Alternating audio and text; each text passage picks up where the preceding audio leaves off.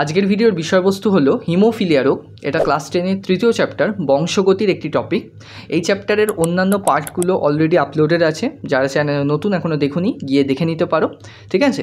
তো আজকে আমরা হিমোফিলিয়া সম্পর্কে একদম A to Z জানবো, একদম গোড়া থেকে বোঝার চেষ্টা করবে এবং সমস্ত কনসেপ্ট ক্লিয়ার করব। তো ভিডিওটাকে শেষ পর্যন্ত দেখবে, ঠিক আছে। তো প্রথমে কোনো একটা রোগ সম্পর্কে জানতে গেলে আমরা জানতে হবে যে সেই রোগটা আসলে কী বা সেই রোগে কী হয়। এখন সেই রোগে কী হয় জানতে গেলে আমাদেরকে প্রথমে তার লক্ষণ দেখতে হবে। তো প্রথমেই দেখো, আমরা দেখব হিমোফিলিয়ার লক্ষণ, অর্থাৎ হিমোফিলিয়া রোগ হলে কোনো ব্যক্তির কী কী হতে পারে, কী কী সিমটমস দেখা দিতে পারে।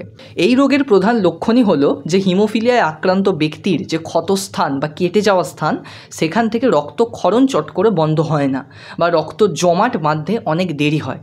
একজন স্বাভাবিক ব্যক্তির কোথাও কেটে গেলে যত তাড়াতাড়ি বা ইজিলি রক্ত জমাট বেঁধে যায়, হিমোফিলিয়া আক্রান্ত ব্যক্তির অত তাড়াতাড়ি রক্ত জমাট বাঁধে না।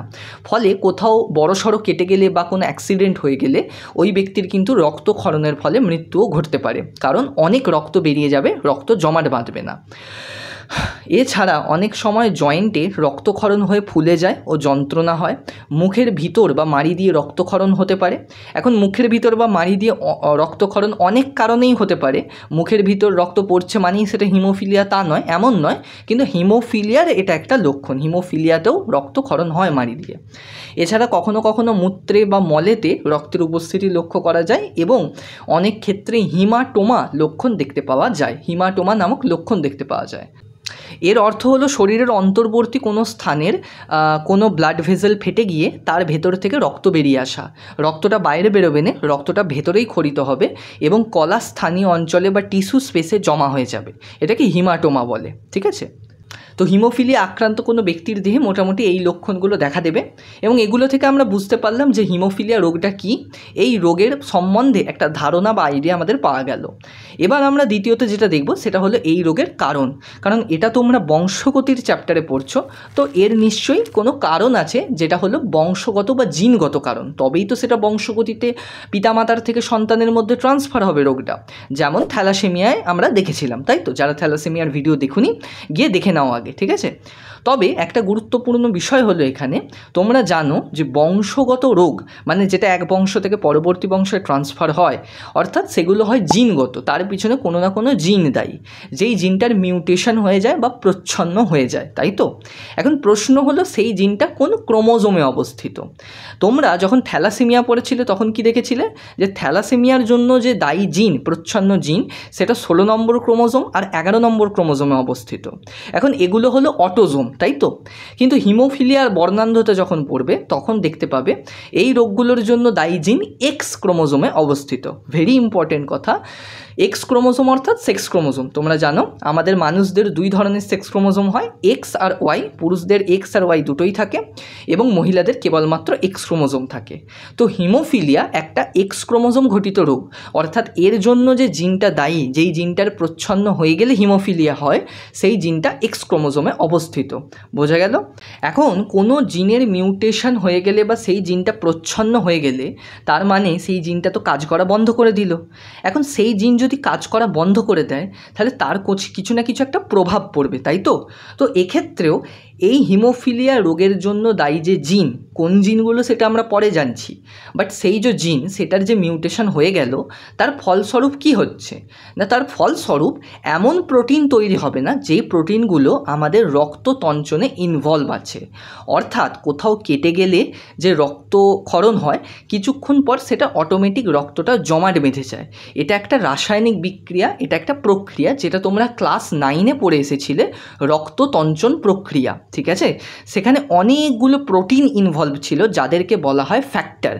এখন এই যে জিন যার মিউটেশন হলো, তার মিউটেশনের ফলে এক বিশেষ ধরনের প্রোটিনের ফ্যাক্টর তৈরি হবে না, যার ফলে ওই রক্ত জমাট বাঁধার বা রক্ততঞ্চনের যে প্রক্রিয়া সেটায় বাধা আসবে। ফলে হিমোফিলিয়া রোগীদের ক্ষেত্রে রক্ত জমাট বাঁধবে না। বোঝা গেল কথাটা? এবার আমরা ডিটেলে আসব যে X ক্রোমোজোমে অবস্থিত কোন জিনের মিউটেশন হয়, কোন ফ্যাক্টর তৈরি হয় না, এবং তার উপর ভিত্তি করে হিমোফিলিয়ার প্রকারভেদ। বোঝা গেল? এখন যেই হিমোফিলিয়াগুলি পাওয়া গেছে তাদের মধ্যে এই 3 রকমের হিমোফিলিয়া সবথেকে বেশি common, hemophilia A, hemophilia B এবং হিমোফিলিয়া সি, যার মধ্যেও সবথেকে বেশি লক্ষ্য করা যায় হিমোফিলিয়া এ। এখন আমরা এদের কারণ দেখব, ঠিক আছে, এবং এই 3টে সম্বন্ধেই জানবো। তো দেখো, আমরা বললাম একটু আগে যে এক্স ক্রোমোজোমে ওই জিনটা অবস্থিত। তো এক্স ক্রোমোজোমে অবস্থিত F8 জিনের মিউটেশন হয়ে গেলে হিমোফিলিয়া এ রোগ হবে, আর যদি F9 জিনের মিউটেশন হয় তাহলে হিমোফিলিয়া বি হবে। এখন F ফর এখানে ফ্যাক্টর, তো F8 জিনের মিউটেশন হয়ে গেলে কোন প্রোটিন তৈরি হবে না? ফ্যাক্টর 8 প্রোটিন তৈরি হবে না, এবং এই ফ্যাক্টর 8 প্রোটিনের অপর নাম হলো অ্যান্টি হিমোফিলিক ফ্যাক্টর। এটা তোমরা ক্লাস 9-এ পড়েছিলে রক্ততঞ্চন প্রক্রিয়ায়। তো রক্ত জমাট বাঁধে বা রক্ততঞ্চনের প্রক্রিয়ায় এই প্রোটিনটা কাজে লাগবে। তাহলে যে সমস্ত ব্যক্তির হিমোফিলিয়া এ আছে তাদের দেহে এই ফ্যাক্টর 8 বা অ্যান্টি হিমোফিলিক ফ্যাক্টর তৈরি হবে না, তার ফলে তাদের রক্ত জমাট বাঁধবে না। বোঝা গেল? এই হিমোফিলিয়াকে ক্লাসিক্যাল হিমোফিলিয়াও বলা হয়, কারণ সর্বপ্রথম এটাই আবিষ্কার হয়েছিল এবং সবথেকে বেশি এটাই দেখতে পাওয়া যায়। ঠিক আছে, আচ্ছা, তারপরে দেখো হিমোফিলিয়া বি, আমরা কি বললাম? এক্স ক্রোমোজোমের F9 জিনের মিউটেশন হয়ে গেলে হবে হিমোফিলিয়া বি, অর্থাৎ F9 জিনের মিউটেশন হলে ফ্যাক্টর 9 তৈরি হবে না, যাকে ক্রিসমাস ফ্যাক্টরও বলা হয়। এটাও একটা প্রোটিন যেটা কিনা আমাদের রক্ততঞ্চনে খুবই গুরুত্বপূর্ণ ভূমিকা পালন করে। তাহলে যদি ফ্যাক্টর 9 না তৈরি হয় তাহলেও রক্ত জমাট বাঁধবে না, যেটা আমরা হিমোফিলিয়া বি রোগের ক্ষেত্রে দেখতে পাবো। এবং এই রোগকে রয়্যাল হিমোফিলিয়া বা ক্রিসমাস ডিজিজও বলা হয়। ক্রিসমাস ডিজিজ কেন? কারণ এই রোগে ফ্যাক্টর 9 তৈরি হচ্ছে না, আর ফ্যাক্টর 9-এর অপর নাম হলো ক্রিসমাস ফ্যাক্টর, বিজ্ঞানীর নাম অনুসারে। ঠিক আছে, সেই জন্য ক্রিসমাস ডিজিজ বলা হয়। আর রয়্যাল হিমোফিলিয়া কেন বলা হয়? কারণ এই রোগটা প্রথম খুঁজে পাওয়া গেছিল মহারানী ভিক্টোরিয়ার বংশধরদের মধ্যে, সেই কারণে এটাকে রয়্যাল হিমোফিলিয়া বলা হয়। ঠিক আছে, আচ্ছা, নেক্সট আছে দেখো হিমোফিলিয়া সি বা রোসেনথ্যাল সিনড্রোম। এখন এইটাতে একটু জোর দেবে, এটা খুবই ইম্পর্টেন্ট একটা কথা বলছি। আমরা নর্মালি হিমোফিলিয়াকে কি বলি? এক্স ক্রোমোজোম ঘটিত প্রচ্ছন্ন জিন ঘটিত রোগ, মানে এর জন্য যে জিনটা সেটা এক্স ক্রোমোজোমে অবস্থিত, কিন্তু সেটা পার্টিকুলারলি আমরা হিমোফিলিয়া এ বা হিমোফিলিয়া বিকে ধরে নিয়ে বলছি, কারণ এই দুটোই সবথেকে বেশি কমন, সবথেকে বেশি পাওয়া যায়। কিন্তু আরও যে সমস্ত হিমোফিলিয়া আছে, নট নেসেসারিলি সবারই যে জিনটা সেটা এক্স ক্রোমোজোমেই থাকতে হবে। যেমন দেখো হিমোফিলিয়া সি, এটাও এক ধরনের হিমোফিলিয়া রোগ, কিন্তু এর জন্য যে দায়ী জিনটা, এই জিনটা কিন্তু এক্স ক্রোমোজোমে অবস্থিত নয়। এর জন্য দায়ী জিনটা 4 নম্বর ক্রোমোজোমে অবস্থিত। আমাদের মানুষের টোটাল 23 জোড়া ক্রোমোজোম, তাই তো, যার মধ্যে 22 জোড়া অটোজোম এবং 2টো সেক্স ক্রোমোজোম। তো তারই মধ্যে যে 4 নম্বর জোড়া ক্রোমোজোমটা আছে বা অটোজোমটা আছে, সেইখানে এই জিনটা অবস্থিত। জিনটার নাম কি? জিনটার নাম হলো F11 জিন।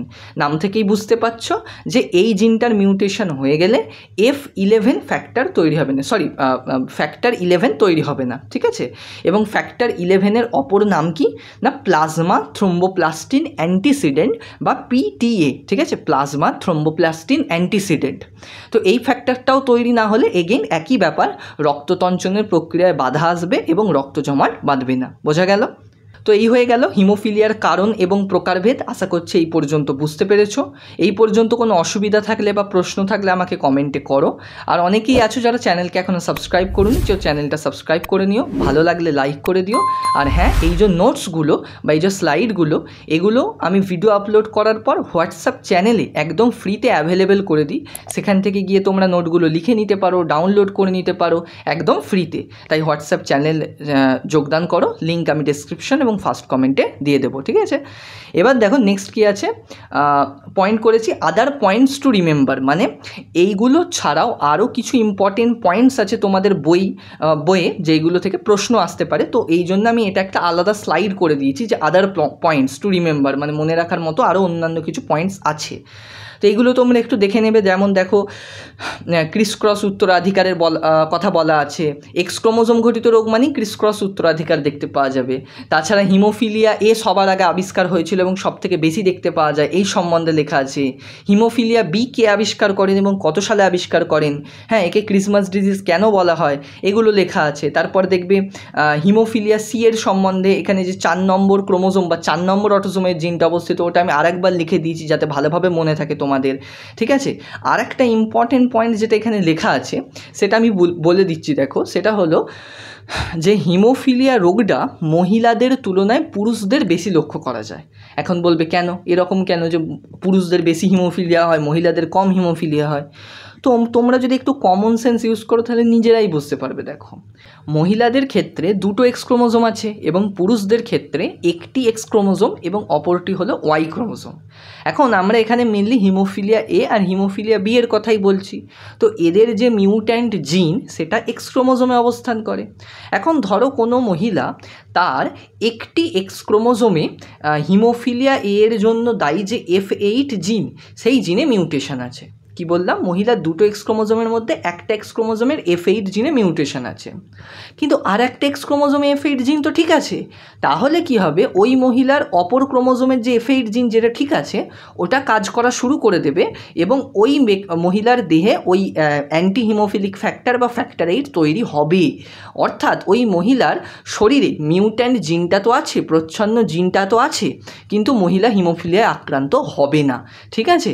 অর্থাৎ এই মহিলাকে এবার আমরা বলবো বাহক মহিলা, ঠিক আছে।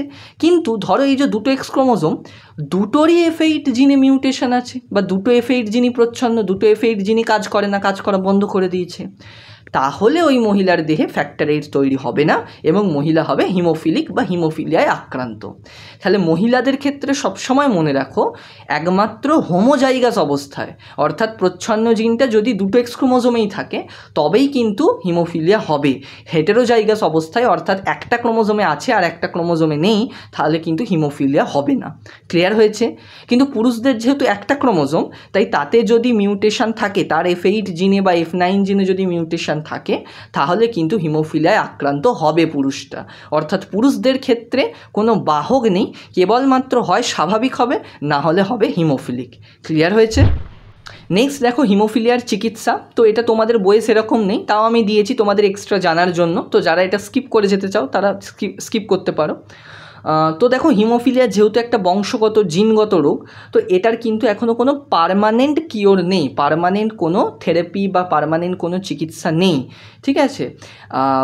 হ্যাঁ এখনও পর্যন্ত, বাট ভবিষ্যতে ডেফিনেটলি জিন থেরাপির মাধ্যমে পার্মানেন্ট চিকিৎসা চলে আসবে। বাট এখনও পর্যন্ত কোনো হিমোফিলিক ব্যক্তিকে কিভাবে ট্রিটমেন্ট করা হয় তার যে প্রধান সেটা হলো রিপ্লেসমেন্ট থেরাপি। অর্থাৎ অন ডিমান্ডে যখন রক্তক্ষরণ হবে তখন ওই ব্যক্তির দেহে বাইরে থেকে ইনজেক্ট করা হবে ফ্যাক্টর, প্রোটিন ফ্যাক্টর। অর্থাৎ তার যদি হিমোফিলিয়া এ থাকে তাহলে ফ্যাক্টর 8 ইনজেক্ট করা হবে, তার যদি হিমোফিলিয়া বি থাকে তাহলে ফ্যাক্টর 9 ইনজেক্ট করা হবে, বাইরে থেকে সিরা ইনজেকশন দেওয়া হবে, ঠিক আছে। এবং এই যে ফ্যাক্টরটা এটা কোথা থেকে কালেক্ট করা হয়, কোনো সুস্থ ব্যক্তির রক্তের প্লাজমা থেকে কালেক্ট করা যেতে পারে, বা এখন তো বায়োটেকনোলজি বা জিন থেরাপি জেনেটিক ইঞ্জিনিয়ারিংয়ের মাধ্যমে খুব ইজিলি উৎপাদন করা যায়, ঠিক আছে। আচ্ছা, এটাকে বলে রিপ্লেসমেন্ট থেরাপি, মানে তার রক্তে বাইরে থেকে ওই ফ্যাক্টরটা দেওয়া হলো। ক্লিয়ার হয়েছে? আচ্ছা, এছাড়াও DDAVP বলে একটা ট্রিটমেন্ট আছে, অর্থাৎ ডেসমোপ্রেসিন অ্যান্টিফাইব্রিনোলাইটিক মেডিসিনস। তো এটা এক ধরনের ওষুধ, এটা ইউজ করা হয়।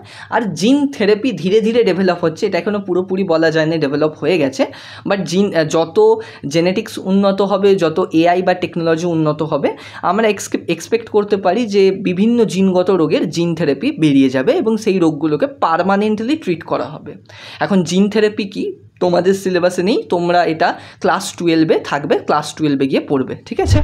আচ্ছা দেখো, এরপর আমরা করব হিমোফিলিয়ার বংশগতি, অর্থাৎ বংশ পরম্পরায় কীভাবে পিতামাতার থেকে হিমোফিলিয়া সন্তানদের মধ্যে স্থানান্তরিত হবে তা আমরা দেখব। যেমন সব ক্ষেত্রেই আমরা এই চ্যাপ্টারে করে এসেছি, হ্যাঁ। থ্যালাসেমিয়ার ক্ষেত্রেও আমরা চেকার বোর্ড করেছিলাম, হিমোফিলিয়ার ক্ষেত্রেও আমরা চেকার বোর্ড করব। তো এই জায়গাটা একটু ভালো করে বুঝবে চেকার বোর্ড করার আগে।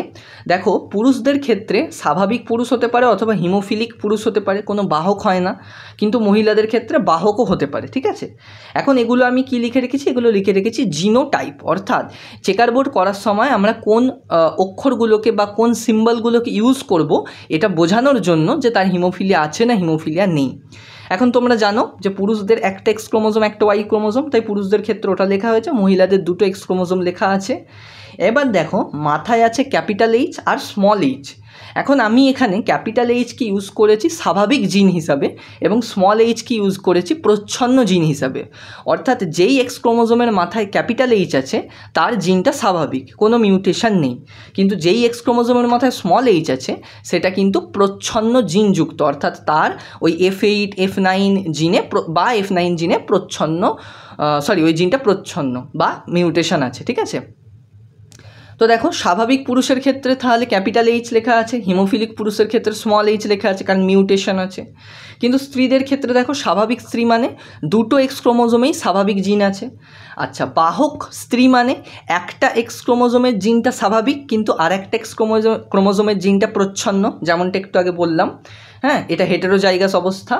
আর হিমোফিলিক যে স্ত্রী তার ক্ষেত্রে দেখো দুটো এক্স ক্রোমোজোমের জিনেতেই মিউটেশন আছে বা দুটো জিনই প্রচ্ছন্ন, কোনো জিনটাই কাজ করে না, ঠিক আছে। এটা হোমোজাইগাস অবস্থা, এক্ষেত্রে মহিলার হিমোফিলিয়া হবে। এবং তোমাদের বইয়ে অন্য কোনো সিম্বল বা অন্য কিছুভাবেও থাকতে পারে, কোনো অসুবিধা নেই, কিন্তু তোমাদেরকে খেয়াল রাখতে হবে যখন তোমরা চেকার বোর্ড করবে তখন কিন্তু সাইডে তোমাদেরকে লিখে দিতে হবে, যেমন আমি লিখে দিয়েছি নিচে দেখো, যে ক্যাপিটাল এইচ মানে স্বাভাবিক জিন, স্মল এইচ মানে প্রচ্ছন্ন বা মিউট্যান্ট জিন, এরকমভাবে তোমাদেরকে লিখে দিতে হবে। বাকি তোমরা অন্য রকম সিম্বলও ইউজ করতে পারো, ঠিক আছে। তো একটা এক্সাম্পল দেখা যাক, যেমন এখানে আমি নিয়েছি দেখো হিমোফিলিক পিতা আর বাহক মাতা। এখন হিমোফিলিক পিতা মানে তার একটা যে এক্স ক্রোমোজোম সেটাতে প্রচ্ছন্ন জিন আছে, অর্থাৎ x small H R Y, ঠিক আছে। অন্যদিকে যে বাহক মাতা তার ক্ষেত্রে কি, বাহক মানে কি একটা জিন ঠিক আছে একটা জিনে মিউটেশন আছে, তাহলে দুটো এক্স ক্রোমোজোম, একটা জিনে একটা এক্স ক্রোমোজোমে লেখা আছে দেখো ক্যাপিটাল এইচ মানে স্বাভাবিক, আর একটা এক্স ক্রোমোজোমে স্মল এইচ মানে প্রচ্ছন্ন, ঠিক আছে। এবার যেমন তোমরা চেকার বোর্ড করো কোনাকুনি গুণের মতো করে মেলাও, সেরমভাবেই করা আছে দেখো, খুবই ইজি। প্রথমে দেখো এসেছে বাহক কন্যা, কেন, কারণ একটা ক্যাপিটাল এইচ একটা স্মল এইচ, অর্থাৎ বাহক হয়েছে, এই কন্যাটা বাহক হয়েছে। আর কন্যা কী করে বুঝলাম, ওই যে দুটো এক্স ক্রোমোজোম মানে কন্যা। তারপর একটা দেখো পুত্র, কারণ একটা এক্স ক্রোমোজোম একটা ওয়াই ক্রোমোজোম তাই পুত্র, এবং স্বাভাবিক পুত্র কারণ ক্যাপিটাল এইচ আছে। তার নিচে দেখো হিমোফিলিক কন্যা, কেন, কারণ দুটো এক্স ক্রোমোজোম এবং দুটোতেই প্রচ্ছন্ন জিন আছে, তার মানে হিমোফিলিক কন্যা। আর তারপরে দেখো হিমোফিলিক পুত্র, কারণ একটা এক্স ক্রোমোজোম আর তাতে স্মল এইচ আছে বা প্রচ্ছন্ন জিন আছে, তার মানে হিমোফিলিক পুত্র বা পুত্রটার হিমোফিলিয়া রোগ আছে। তো এক্ষেত্রে তোমরা জিনোটাইপ ফিনোটাইপ করতে পারো। দেখো জিনোটাইপ করলে কি আসবে না 1:1:1, ঠিক আছে, জিনোটাইপ রেশিও আসছে। এবং ফিনোটাইপ রেশিও মানে কি বাইরে থেকে কীরকম, অর্থাৎ রোগাক্রান্ত না রোগাক্রান্ত নয়, সেটা দেখো 2:2। কেন, কারণ দেখো এক্ষেত্রে দুজনের হিমোফিলিয়া আছে আর দুজনের হিমোফিলিয়া নেই, ঠিক আছে, তাই 2:2 হলো ফিনোটাইপ রেশিও। আর জিনোটাইপ রেশিও 1:1:2 কেন হলো, কারণ এক্ষেত্রে আমরা জিনস দেখব বা জেনেটিক্স দেখব। এক্ষেত্রে আমরা দেখতে পাচ্ছি একজন বাহক তাহলে 1, একজন স্বাভাবিক তাহলে 1 এবং দুজন হিমোফিলিক তাহলে 2, তাহলে 1:1:2। কিন্তু ফিনোটাইপে বাইরে থেকে আমরা দেখব যে তার রোগ আছে না রোগ নেই। তো আমরা এখানে দেখতে পাচ্ছি দুজনের রোগ আছে, ওই যারা হিমোফিলিক, আর দুজনের রোগ নেই, কারণ বাহক যে তার কিন্তু রোগ হবে না, অ্যাকচুয়ালি তার বাইরে থেকে রোগ প্রকাশ পাবে না ফিনোটাইপে, ঠিক আছে। আর যদি আমরা পার্সেন্টেজের হিসাবে বিচার করি, তোমরা নিজেরাই পার্সেন্টেজ করতে পারবে, দেখো খুবই ইজি। এখানে 4 জন আছে তাই তো, 4টে সন্তান, 4টে সন্তানের মধ্যে দুজনের হিমোফিলিয়া হয়েছে, তার মানে 50%। আচ্ছা, স্বাভাবিক কত, 4 জনের মধ্যে একজন, তার মানে 25%, আর বাহকও তার মানে 25%। দেখো টোটাল 50, 25, 25, 100 কমপ্লিট হলো, ঠিক আছে, শতকরা 100 কমপ্লিট করতে হয় তো, ঠিক আছে। আচ্ছা, তো এই হয়ে গেল হিমোফিলিয়ার চেকার বোর্ড। এরপর তোমরা এটা যদি বুঝতে পেরে থাকো, তোমরা খাতা খুলে নিজেরাও একটা প্র্যাকটিস করতে পারো। তার জন্য আমি এখানে স্ক্রিনে একটা হোমওয়ার্ক দিয়ে দিচ্ছি, এই চেকার বোর্ডটা তোমরা নিজেরা ট্রাই করে দেখতে পারো, ঠিক আছে। আর বাকি যদি কোনো প্রশ্ন থাকে, বুঝতে না পেরে থাকো, জিজ্ঞাসা করতে পারো। পরের ভিডিওতে আমরা বর্ণান্ধতা নিয়ে আলোচনা করব, তাই সাবস্ক্রাইব করা না থাকলে সাবস্ক্রাইব করে নাও আর হোয়াটসঅ্যাপ চ্যানেলে যোগদান করো, ঠিক আছে। দেখা হবে পরের ভিডিওতে, সবাই ভালো থেকো।